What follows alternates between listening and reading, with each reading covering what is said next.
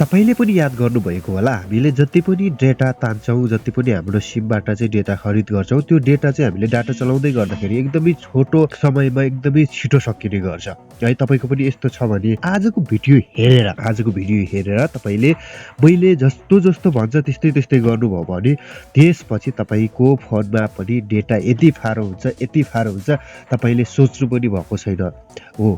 So मैले आजको भिडियोमा तपाईँलाई यस्तै ट्रिक सिकाउने छु। यो एकदमै सिम्पल ट्रिक छ, एकदमै सिम्पल सेटिङ छ। यो सेटिङ गरेर तपाईँले एक मात्रै सेटिङ गरेर तपाईँले डाटालाई बचाउन सक्नुहुन्छ। तपाईँले दैनिक रूपमा धेरै खर्च हुने डाटालाई चाहिँ अब एकदमै कम खर्च गर्न सक्नुहुन्छ। एकदमै थोरै डाटाले नै तपाईँलाई इनफ हुन्छ, एकदमै पुग्छ है। अब त्यसको लागि चाहिँ तपाईँले आफ्नो मोबाइलको स्क्रिनमा माथिबाट तलतिर स्वाइप गर्दाखेरि तपाईँले यहाँ माथि डेटा देख्न सक्नुहुन्छ। जुन डेटा मोबाइल डेटालाई केही सेकेन्डका लागि टच गरेर होल्ड गरेर राखिसकेपछि यस्तो खालको SIM card and mobile network भन्ने एउटा अप्सन खुल्छ होइन, सेटिङ खुल्छ।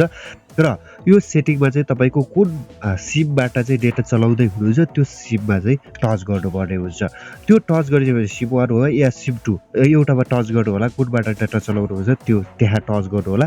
यति टच गरिसकेपछि तपाईँले अलिकति तल आइसकेपछि तपाईँले यहाँ देख्न सक्नुहुन्छ मोबाइल डाटा अन छ, डेटा रोमिङ अफ छ र त्योभन्दा अलिकति तल एप डेटा युज भन्ने अप्सन छ। यहाँ टच गरेर तपाईँले के हेर्न सक्नुहुन्छ भने तपाईँको डाटा कुन चाहिँ एप्लिकेसनले चाहिँ बढी प्रयोग गरिरहेको छ, ब्याकग्राउन्डमा चलिरहेको छ। त्यो एप्लिकेसन हामीले चलाइरहेको छैन तर पनि त्यो एप्सहरू चाहिँ ब्याकग्राउन्डमा चलिरहेछ हो। त्यो एप्सले चाहिँ कुन चाहिँ एप्सले तपाईँको डेटालाई बढी खर्च गरिरहेको छ, बढी चाहिँ युज भइरहेको छ, तपाईँले यहाँ सुरुदेखि अन्तिमसम्म हेर्न सक्नुहुन्छ।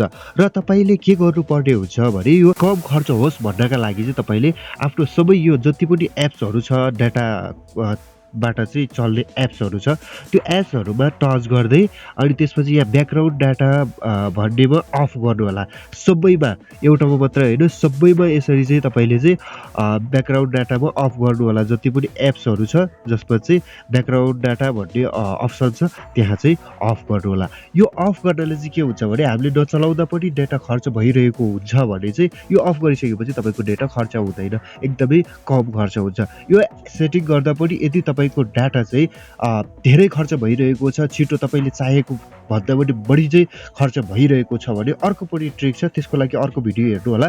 आजको भिडियो तपाईँलाई कस्तो लाग्यो सल्लाह सुझाव चाहिँ कमेन्ट गर्नु नबिर्सिनु होला। आज हामी छुट्टी छौँ, हवस् त, नमस्ते।